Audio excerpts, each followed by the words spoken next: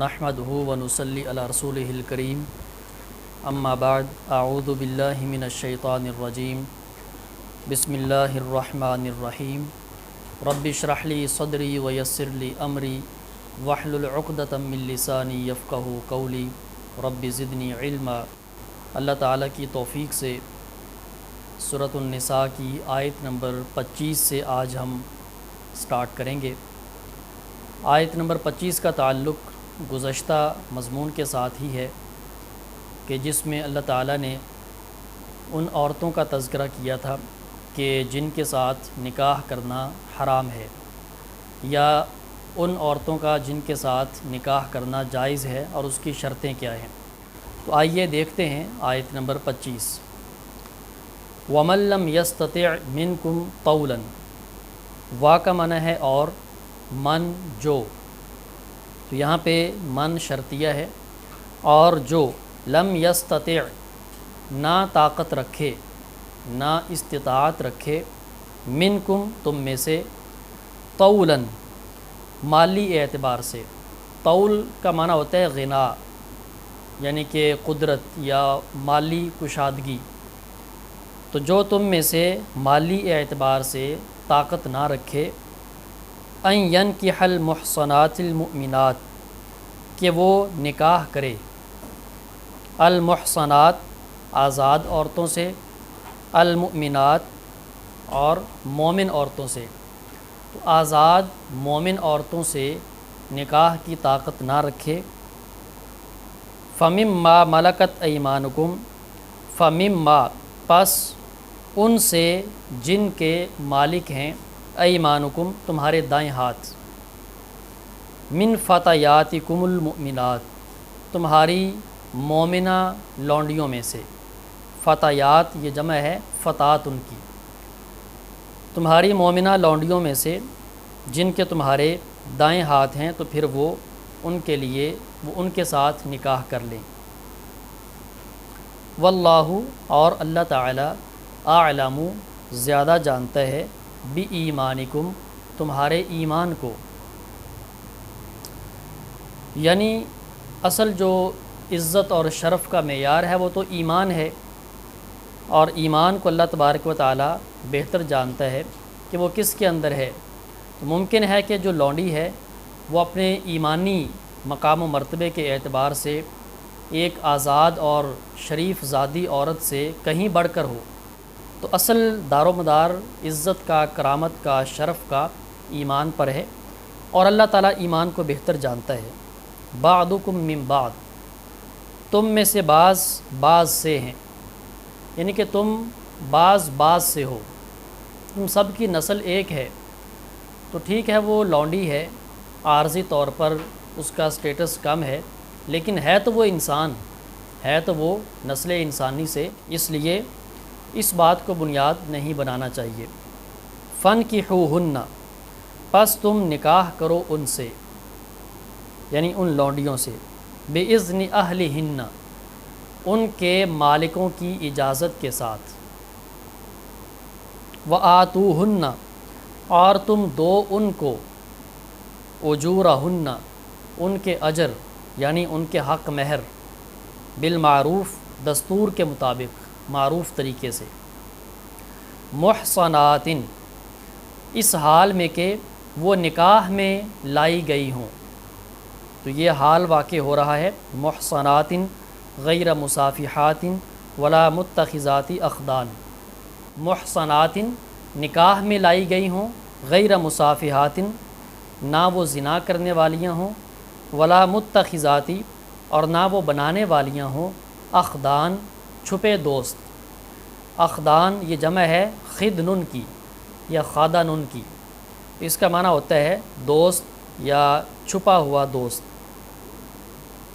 فَإِذَا أُحْصِنَّ پس جب وہ نکاح میں لائی جا چکیں، یعنی ان سے نکاح کر لیا جائے، فَإِنْ أَتَيْنَ پس اگر وہ ارتکاب کریں، بِفَاحِشَةٍ فاحشہ کا یعنی کہ زنا کا، بدکاری کا، فَعَلَيْهِنَّ پس ان عورتوں پر،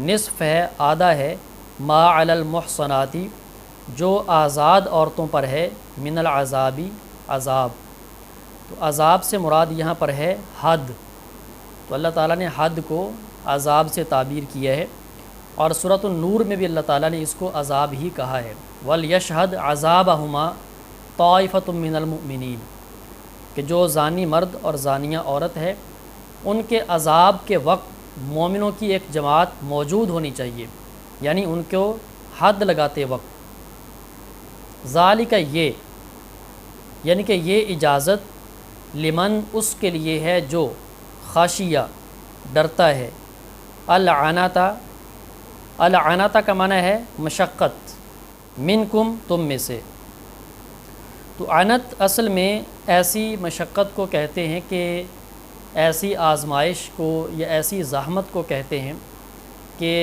جو بندے کے لیے کسی فتنے کا باعث بن جائے، جس کے بعد بندہ ڈگمگا سکتا ہے، اس کے قدم لڑکھڑا سکتے ہیں،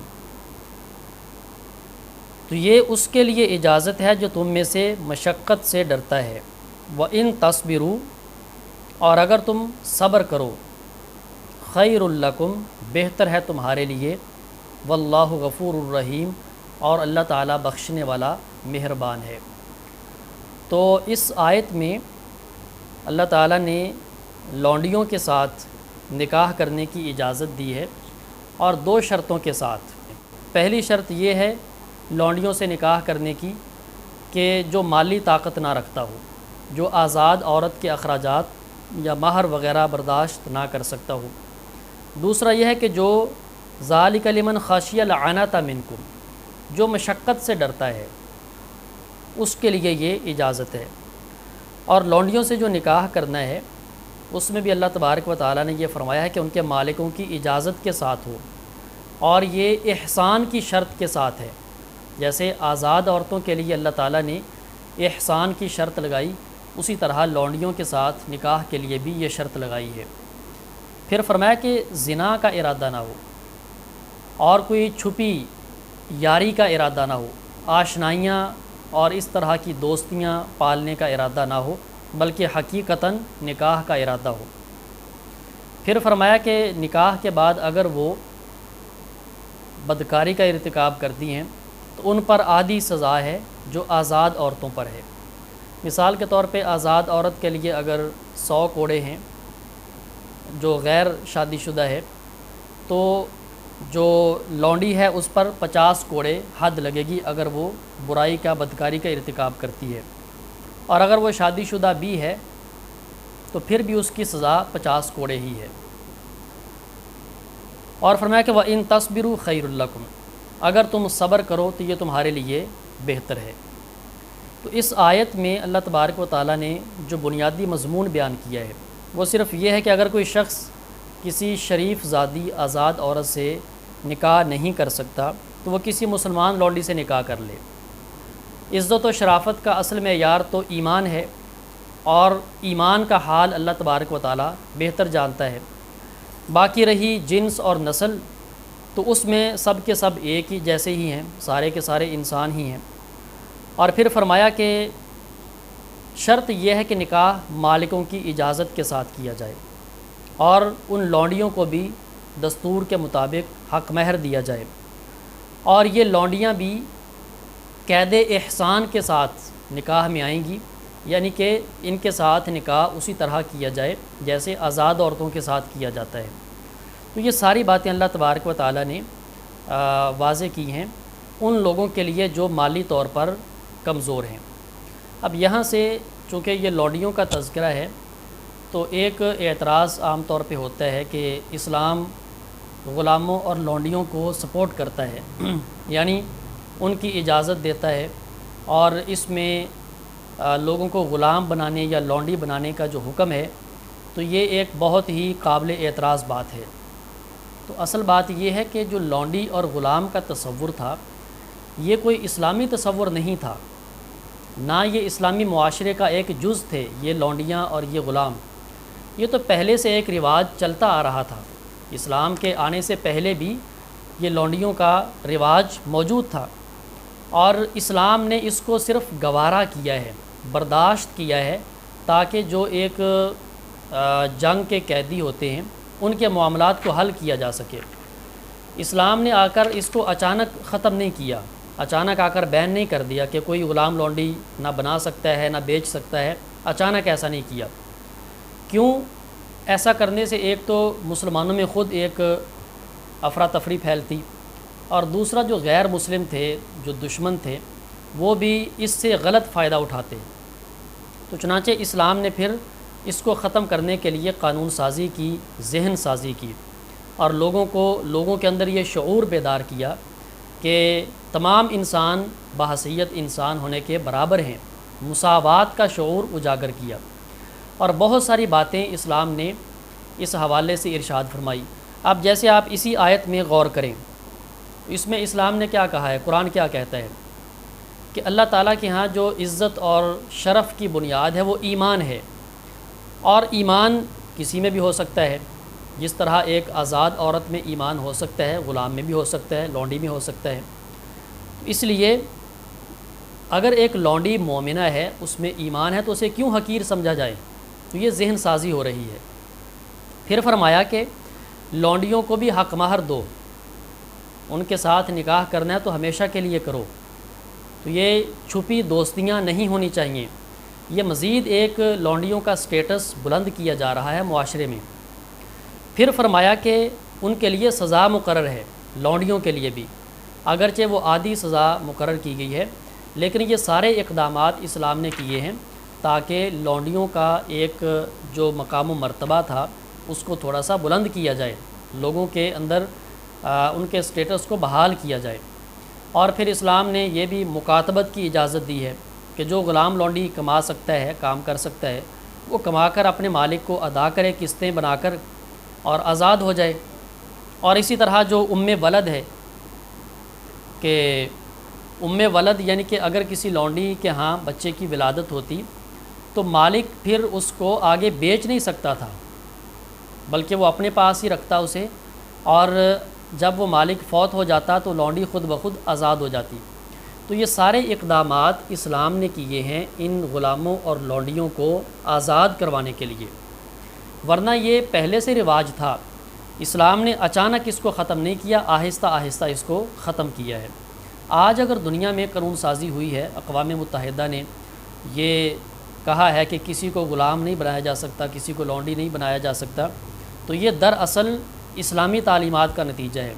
اسلام نے ذہن سازی کی ہے تو آج کا انسان اس قانون کو پاس کرنے میں کامیاب ہوا ہے، اور اگر اسلام یہ قانون سازی نہ کرتا، یہ ذہن سازی نہ کرتا، یہ ہدایات نہ دیتا، تو شاید آج بھی لونڈیوں کا، غلاموں کا وہی رواج ہوتا جو نبی علیہ السلام کے آنے سے پہلے تھا۔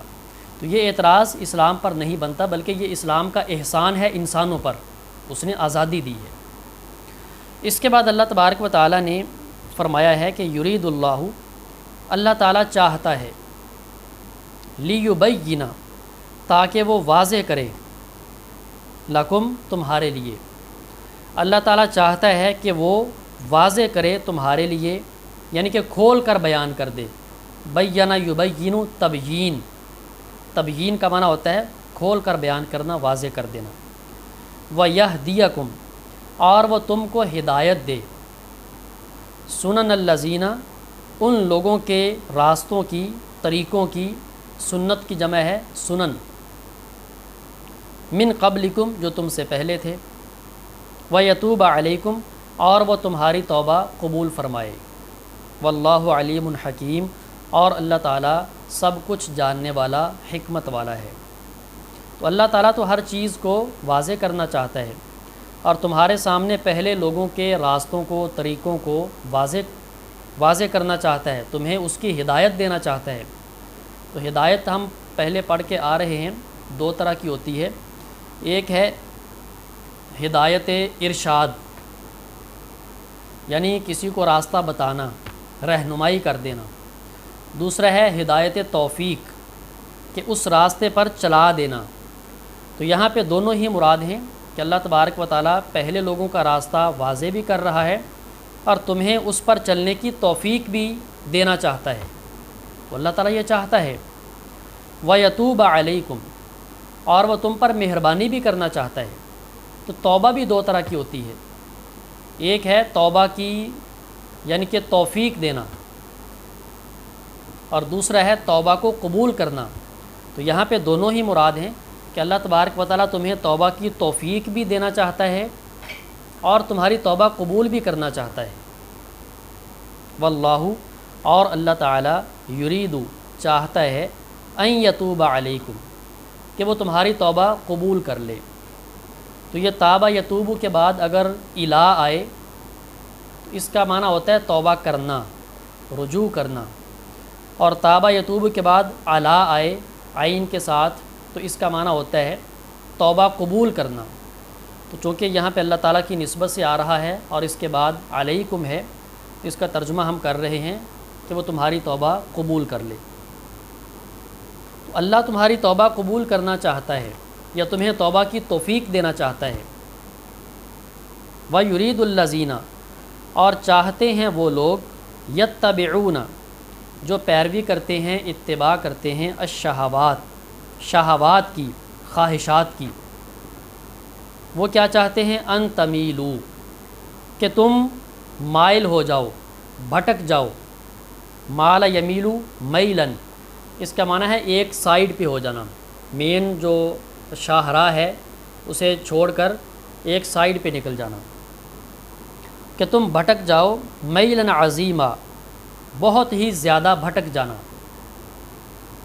یرید اللہ، اللہ تعالیٰ چاہتا ہے، ان یخفف عنکم، کہ وہ آسانی کرے تم پر، کہ وہ بوجھ ہلکا کرے تم سے۔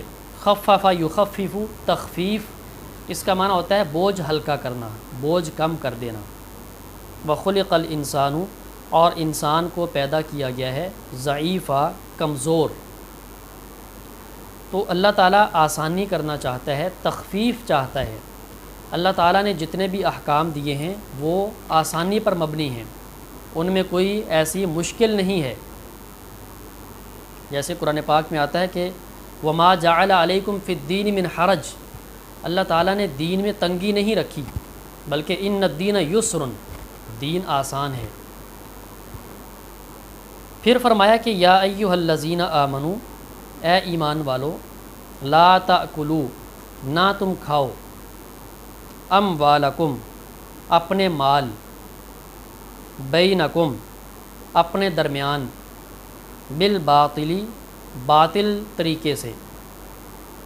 تو باطل طریقے سے، ناجائز طریقے سے اپنے مال نہ کھاؤ، الا، مگر، ان کہ تکونا، وہ ہو، تجارتاً، تجارت، عن تراضم منکم، تمہاری آپس کی رضامندی کے ساتھ۔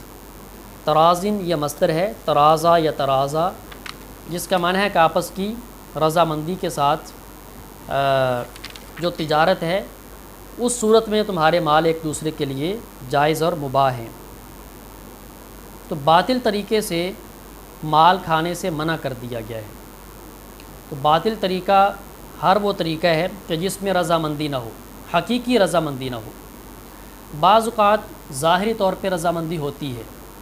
اب جو سود پر پیسے لیتا ہے اور بعد میں سود ادا کرتا ہے، وہ ظاہری طور پہ شروع میں اپنی رضامندی سے ہی معاہدہ کرتا ہے، لیکن حقیقت میں رضامندی نہیں ہوتی۔ رشوت ہے، رضامندی سے سارا کام ہوتا ہے، لیکن حقیقت میں رضامندی نہیں ہوتی۔ تو حقیقی رضامندی یہ شرط ہے۔ تو جہاں جہاں پہ حقیقی رضامندی نہیں ہوگی، وہاں پر ایک دوسرے کا مال کھانا جائز اور حلال نہیں ہے۔ تو بعض اوقات کسی کی مجبوری سے اور بے بسی سے فائدہ اٹھایا جاتا ہے۔ اب یہ سود میں، رشوت میں یہی کچھ ہوتا ہے، بظاہر خوشی ہے، رضامندی ہے، لیکن در حقیقت دوسرے کی مجبوری سے فائدہ اٹھایا جا رہا ہے۔ تو یہ ایسا کرنا ناجائز ہے اور یہ باطل ہے۔ ولا تقتلوا انفسکم، اور نہ تم قتل کرو اپنے آپ کو، یعنی ایک دوسرے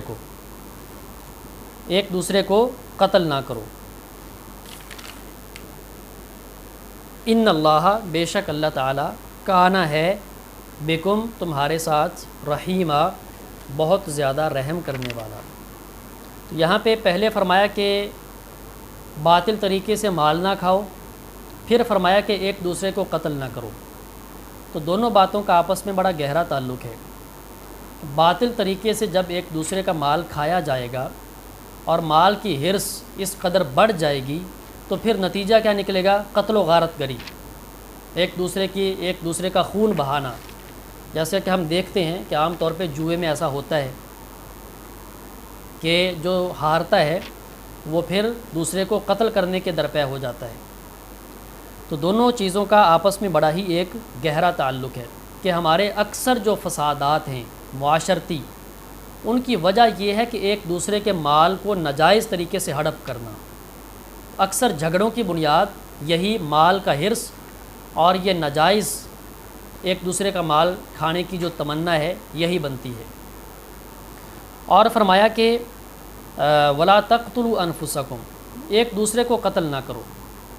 تو اللہ تعالیٰ نے ایک دوسرے کو قتل کرنے کے لیے جو لفظ بولا ہے وہ انفس، اس کا لفظی ترجمہ ہے کہ اپنے آپ کو قتل نہ کرو۔ تو لفظی طور پر اس کا معنی ہے اپنے آپ کو قتل نہ کرو، مراد ہے ایک دوسرے کو قتل نہ کرو، چونکہ مسلمان کا بھائی ہے اور تمام مسلمان جسد واحد کی طرح ہیں، ایک جسم کی مانند ہیں۔ تو کسی مسلمان کو قتل کرنا گویا کہ خود اپنے آپ کو قتل کرنے کے برابر ہے۔ اور اس آیت کریمہ سے یہ استدلال بھی کیا جا سکتا ہے، جیسا کہ دور حاضر میں یوتھینیزیا کے نام سے یا مرسی کلنگ کے نام سے کہ ایک نظریہ پیش کیا گیا ہے اور اس کو بہت سے ممالک میں قانونی طور پہ جواز بھی فراہم کیا گیا ہے کہ اگر کوئی شخص اس قدر بیمار ہے کہ اس کی بیماری ناقابل علاج ہے، ڈاکٹروں نے جواب دے دیا ہے اور یہ کہہ دیا ہے کہ یہ اب نہیں بچ سکتا، اس کا علاج جتنا مرضی کروا لو، اس پہ آپ نے اخراجات ہی اٹھانے ہیں، یہ صحت مند نہیں ہو سکتا، تو وہ ایسا ناقابل علاج مریض اپنی مرضی سے اگر چاہے تو وہ اپنی زندگی کا خاتمہ کر سکتا ہے۔ وہ کسی ڈاکٹر سے جا کر کہہ دے کہ مجھے کوئی ایسا انجیکشن لگا دیں یا مجھے کوئی ایسی میڈیسن دے دیں کہ جس سے میری زندگی ختم ہو جائے، تو وہ کہتے ہیں کہ ایسا کرنا درست ہے، چونکہ وہ اپنی مرضی سے اپنی زندگی کے خاتمے کی اجازت دے رہا ہے۔ تو ہمارے اسلامی نقطہ نظر سے ایسا کرنا جائز نہیں ہے، اگرچہ بہت سے مغربی ممالک میں قانونی طور پر ایسا کرنا جائز ہے، لیکن قرآن پاک کی اور بہت ساری احادیث کی جو دلالت ہے وہ یہی ہے کہ کوئی بھی شخص اپنی زندگی کا خود مالک ہی نہیں ہے، یعنی کوئی بندہ اپنی زندگی کو اپنی مرضی سے ختم نہیں کر سکتا، یہ زندگی اس کے پاس امانت ہے۔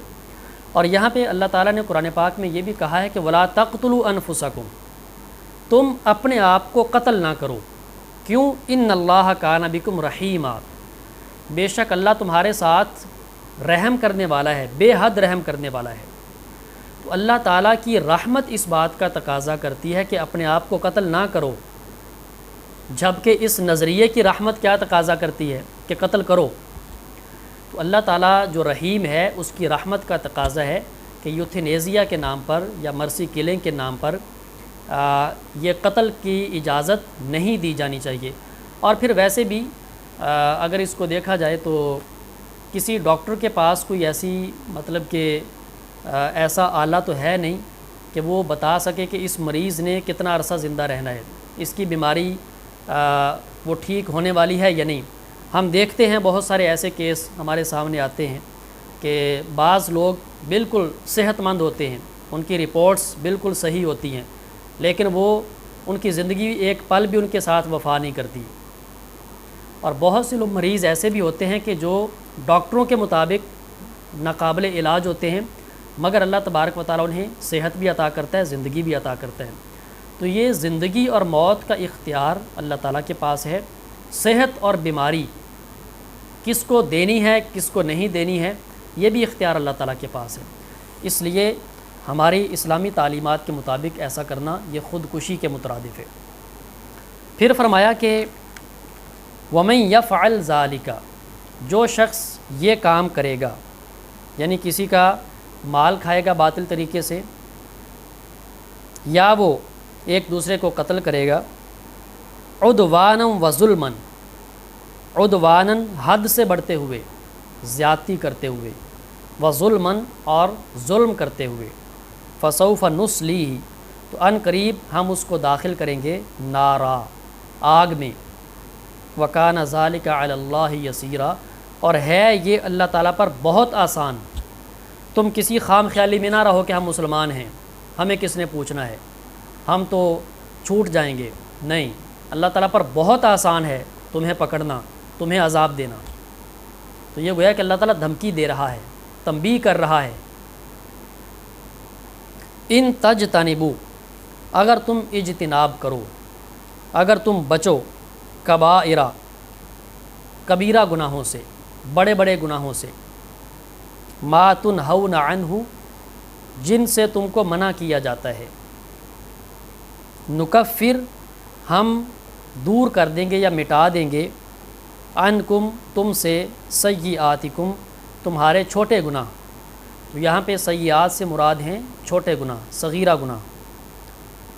وندخلکم اور ہم تم کو داخل کریں گے، مدخلاً کریما ایک عزت کے مقام میں، تو عزت کے مقام میں ہم تمہیں داخل کریں گے، یعنی کہ جنت میں داخل کریں گے۔ تو یہ اس آیت میں اللہ تعالیٰ نے یہ فرمایا ہے کہ اگر تم کبیرہ گناہوں سے بچو گے تو صغیرہ گناہ ہم ویسے ہی مٹا دیں گے، ویسے ہی معاف کر دیں گے۔ تو کبیرہ گناہ کون سے ہوتے ہیں؟ کبیرہ گناہ وہ ہیں کہ جن پر اللہ تبارک و تعالیٰ نے عذاب کی وعید سنائی ہے، یا جن پر اللہ تعالیٰ نے اپنی ناراضگی کا تذکرہ کیا ہے، جہنم کی وعید سنائی ہے، یا کسی حد کا تذکرہ کیا ہے، تو یہ سارے کبیرہ گناہ ہیں۔ اور صغیرہ گناہ وہ ہوتا ہے کہ جس سے صرف منع کیا ہے، اس پر کسی سزا کا، کسی دھمکی کا، کسی وعید کا تذکرہ نہیں کیا ہے۔ تو کبیرہ گناہوں سے اپنے آپ کو بچانا ضروری ہے۔ اور یہ جو کبیرہ اور صغیرہ کا تعلق ہے، بعض اوقات یہ ہوتا ہے کہ ایک بندہ کبیرہ گناہ کرتا ہے مگر اس کے دل میں اللہ تعالیٰ کی ہیبت اور عظمت اور جلال اتنا ہوتا ہے کہ وہ کبیرہ بھی چھوٹا ہو جاتا ہے۔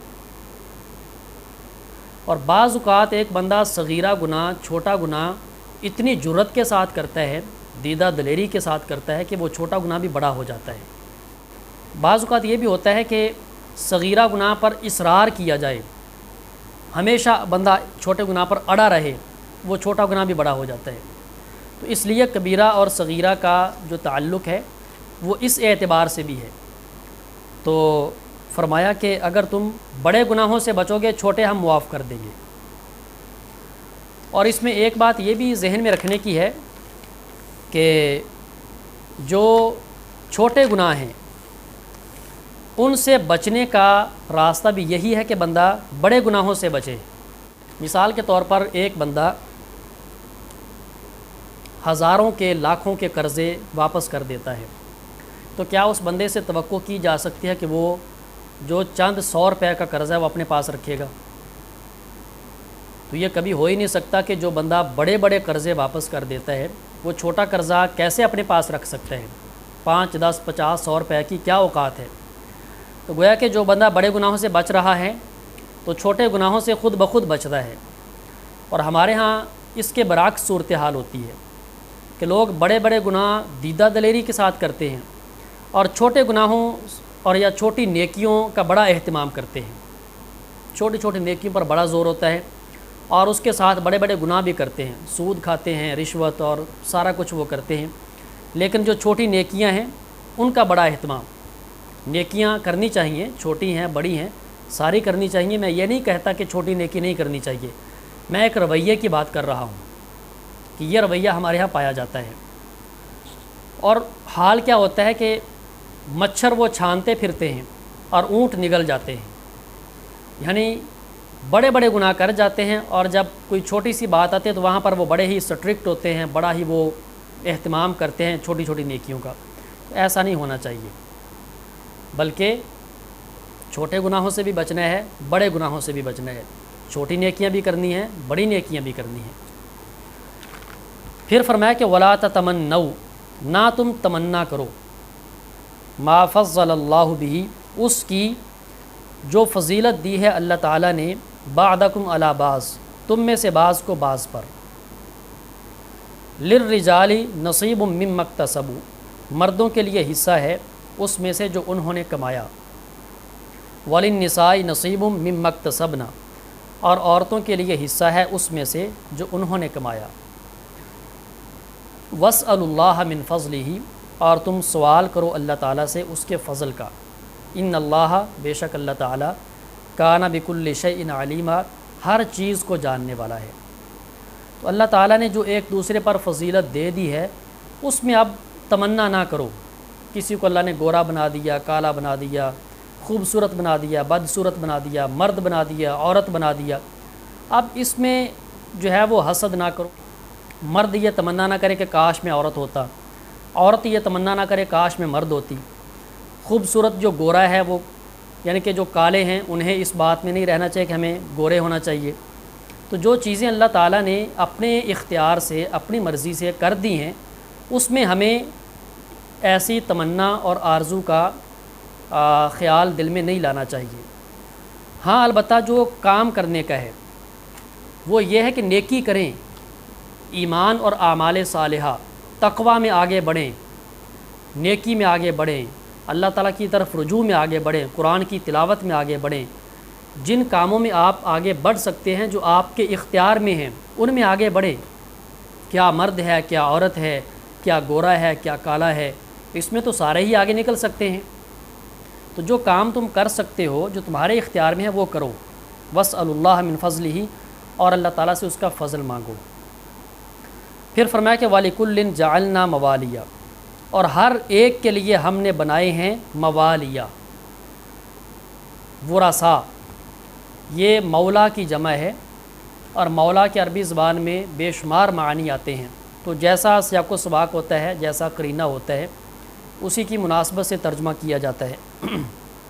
تو یہاں پہ موالی کا معنی ہے ورثاء، ہر ایک کے ہم نے ورثاء بنائے ہیں، مما ترک الوالدان، اس میں سے جو چھوڑ جائیں والدین، والاقربون، اور قریبی رشتہ دار، والذین، اور وہ لوگ جو عقدت ایمانکم، تم نے پختہ وعدہ کیا ان کے ساتھ، عہد و پیمان کیا تم نے ان کے ساتھ، فآتوہم نصیبہم، پس تم دو ان کو ان کا حصہ، یعنی جو ورثاء نہیں ہیں مگر تم نے انہیں کچھ دینے کا عہد و پیمان کر لیا ہے، وصیت کر دی ہے، یا ویسے کچھ گفٹ کر دیا ہے، یا کچھ وعدہ کر لیا ہے دینے کا، تو وہ ان کو دے دو۔